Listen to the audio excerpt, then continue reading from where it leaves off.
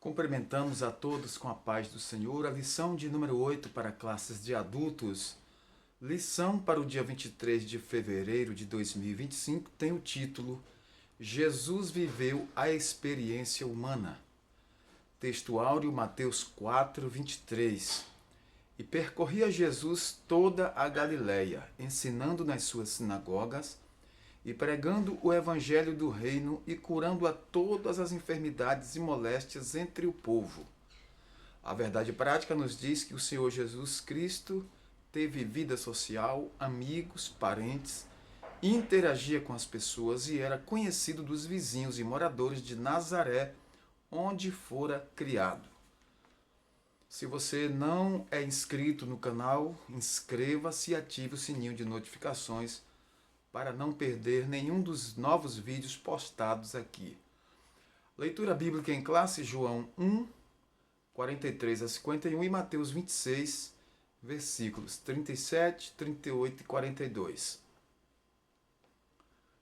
No dia seguinte quis Jesus ir a Galiléia e achou a Filipe e disse-lhe: segue-me. E Filipe era de Betsaida, cidade de André e de Pedro. Filipe achou Natanael e disse-lhe: havemos achado aquele de quem Moisés escreveu na lei e de quem escreveram os profetas, Jesus de Nazaré, filho de José. Disse-lhe Natanael: pode vir alguma coisa boa de Nazaré? Disse-lhe Filipe: vem e vê. Jesus viu Natanael vir com ele e disse dele: eis aqui um verdadeiro israelita em quem não há dolo. Disse-lhe Natanael: de onde me conheces tu? Jesus respondeu e disse-lhe: antes que Filipe te chamasse, te vi, eu, estando tu debaixo da figueira. Natanael respondeu e disse-lhe: Rabi, tu és o Filho de Deus, tu és o Rei de Israel. Jesus respondeu e disse-lhe: por que te disse, vide debaixo da figueira, crês? Coisas maiores do que estas verás. E disse-lhe: na verdade vos digo que daqui em diante vereis o céu aberto e os anjos de Deus subirem e descerem sobre o Filho do Homem. E levando consigo Pedro e os dois filhos de Zebedeu, começou a entristecer-se e a angustiar-se muito. Então lhes disse: a minha alma está cheia de angústia, de tristeza até a morte. Ficai aqui e vigiai comigo. E indo segunda vez, orou dizendo: meu Pai, se este cálice não pode passar de mim, sem eu o beber, faça-se a tua vontade. A primeira parte de nossa lição fala da experiência humana no ministério de Jesus. Jesus viveu essa experiência humana. Ele é o nosso representante humano divino, porque Jesus foi 100% homem e 100% Deus. O Senhor Jesus não viveu como anacoreta, ou seja, como monge ou eremita, em retiro solitariamente, isolado da sociedade, e nem ensinou essa prática aos seus discípulos. Pelo contrário, a narrativa bíblica descreve que ele teve vida social e religiosa. A presente lição pretende mostrar alguns aspectos da experiência humana de Cristo. Primeira parte aqui, o debate com as autoridades religiosas. Os principais opositores de Jesus foram os fariseus, os saduceus e os herodianos. Esses debates revelam o ensino de Jesus sobre a ética, os princípios morais e as responsabilidades civis que temos. Vamos ver aqui um pouquinho dos fariseus. O nome vem do hebraico purushim, que significa separados, porque os fariseus não concordavam com os saduceus. Eles defendiam a tradição acima das escrituras, Mateus capítulo 15, versículo 3. E também o versículo 6. Eles pregavam a separação do Estado da religião. Eram membros do Sinédrio e tornaram-se alvo das críticas de Jesus em Mateus, capítulo 22, versículo 15. o apóstolo Paulo declara que o grupo dos fariseus ao qual pertencia antes de sua conversão era a mais severa seita do judaísmo. Atos, capítulo 26, versículo 5. Também podemos conferir na Bíblia em Gálatas 1:14 e Filipenses 3:5. Então, observe que os fariseus eram um grupo bem severo. Eles tinham a tradição acima das Escrituras e pregavam a separação entre Estado e Igreja. Os saduceus, o nome vem de Zadok, família que detinha o cargo de sumo sacerdote desde os tempos de Salomão, 1 Reis 2:35, até pouco antes do surgimento desses grupos. Eram como os fariseus uma facção dentro do judaísmo, Atos capítulo 5, versículo 17. Eles alegavam aceitar apenas os 5 livros de Moisés, o Pentateuco, com certa reserva, pois não acreditavam em anjos, espíritos e nem na ressurreição. Então, eles rejeitavam os demais livros do Antigo Testamento. Muitos deles eram sacerdotes, exerciam fortes influências no Sinédrio, eram inimigos mortais de Jesus, na época de Cristo. Uniram-se aos fariseus, superando todos os obstáculos ideológicos, a fim de somar as forças para matarem a Cristo Jesus. Agora vamos ver os herodianos. Eram os apoiadores da dinastia de Herodes, uma espécie de marqueteiros, buscando convencer o povo para impedir um governo direto de Roma. Foram instituídos com interesses nacionalistas e eram a favor dos impostos. O discurso de Jesus também os incomodava. Eles formaram um conselho com os fariseus com o propósito de matar Jesus e assim livrar-se dele. Marcos capítulo 3, versículo 6. Então estavam associados aí aos fariseus na questão do tributo. A vida social e religiosa de Jesus mostra que ele participava de uma vida social intensa. E a escolha dos seus discípulos, como Filipe, André, Pedro e Natanael, aconteceu no ambiente entre amigos. João 1, 43 a 46. Os 2 primeiros capítulos de Lucas apresentam um começo muito humano de Jesus, apresentando amigos, vizinhos, parentes, como Zacarias, Isabel, os filhos de Zebedeu, João e Tiago. Nós temos essas informações em Mateus capítulo 26, versículo 37. Eram primos de Jesus. Zebedeu era um pescador da Galileia e marido de Salomé. Então nós observamos aqui Jesus cercado de pessoas e ele tinha um relacionamento muito bom com todos. Lucas descreve o desenvolvimento físico e mental de Jesus, que crescia em estatura e em sabedoria. Lucas 2:40 e o versículo 52.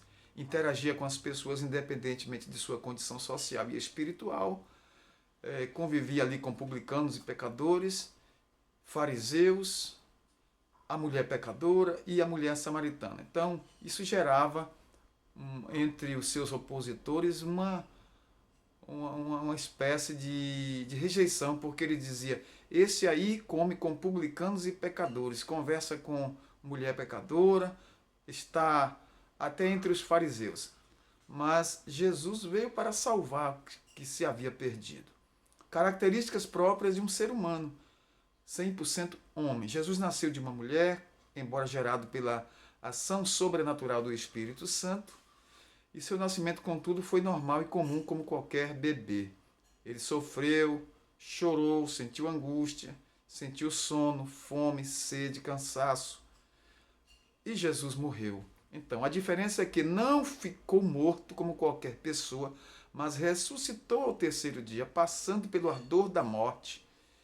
E ainda como homem, ele dependia tanto da oração como também do Espírito Santo. O Senhor Jesus Cristo, em sua experiência humana, participou de nossa fraqueza física e emocional, mas não de nossa fraqueza moral e espiritual. É preciso ter essa distinção. Jesus, ele foi homem, mas não pecador. Ele teve forma humana, mas não forma de homem contaminado com pecado. Jesus não teve pecado. Ele disse: qual de vós me acusa de algum pecado? Então, ele nos representou de forma plena. As heresias que negam a humanidade de Jesus. Nós temos aqui primeiro o apolinarismo. Apolinário foi bispo de Laodiceia, nasceu provavelmente em 310 depois de Cristo e morreu em 392. É a doutrina que nega que Jesus encarnado teve espírito humano. Usando a linguagem teológica de Apolinário, os elementos constitutivos do ser humano não somam carne ou corpo, a psique, alma, e eles não acham que é a sede dos desejos, das paixões, dos apetites, etc, etc.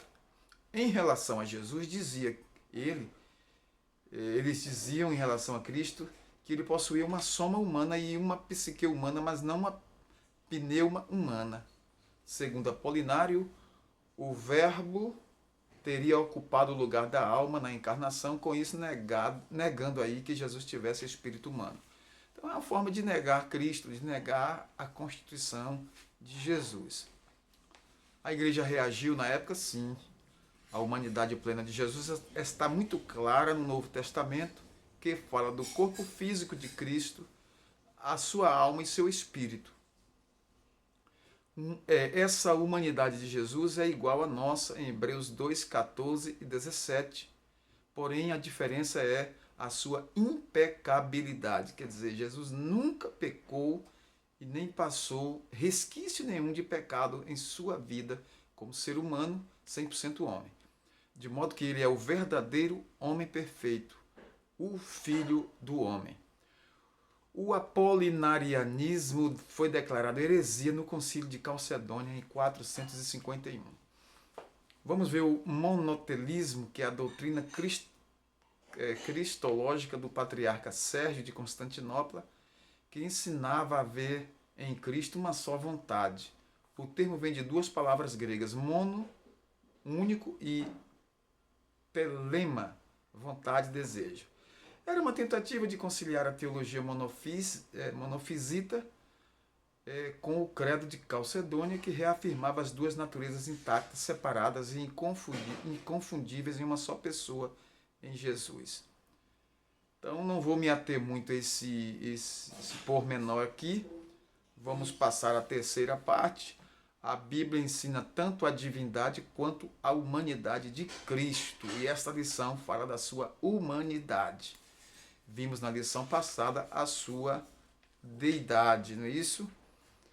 Como essas heresias se apresentam hoje nos dias atuais? Quais países Jesus visitou quando esteve entre nós? Podemos afirmar que Jesus visitou durante sua vida terrena 3 países: Egito, Israel, o centro de suas atividades, e Fenícia, atual Líbano. Mas não faltam crenças bizarras sobre a vida de Jesus. Não somente o movimento Nova Era, mas vários grupos ocultistas costumam ensinar que Jesus esteve na Índia. E os mormons também declaram que ele esteve nos Estados Unidos. Pura cogitação e pura invenção. A Bíblia, porém, nada menciona sobre isso e rejeita estas fábulas. O próprio Paulo ensina sobre fugir dos contos de carochinhas e das fábulas. Fugir das fábulas. Então, Jesus era visto como alguém da comunidade, que convivia com os seres humanos, porque ele veio para salvar os humanos. Essa intervenção desses esotéricos contraria o relato dos evangelhos. Os evangelhos são claros a respeito da vida inteira de Jesus. Chamamos os evangelhos de a biografia de Cristo. Então, é nosso compromisso seguir o exemplo de Jesus no relacionamento com as pessoas. Por quê? Porque é importante que nunca nos esqueçamos os pontos essenciais dessa lição que estudamos hoje, sobre a verdadeira identidade do Senhor Jesus. Ele é o verdadeiro, ele é Deus verdadeiro em toda a sua plenitude, igual ao Pai, e como homem, em toda a sua plenitude, viveu e andou entre nós, seres humanos. Muito obrigado por sua atenção, a todos, nosso carinho, nosso respeito. Se você não é inscrito, inscreva-se e participe dos nossos vídeos. Deus abençoe a todos. Até a próxima pré-aula. Nosso Deus, nosso Pai Celestial, te agradecemos pela oportunidade de estar aqui na tua presença, glorificando e exaltando o teu santo nome. Em nome de Jesus, o teu Filho, te pedimos, te agradecemos por isso, desde agora e para sempre. Amém.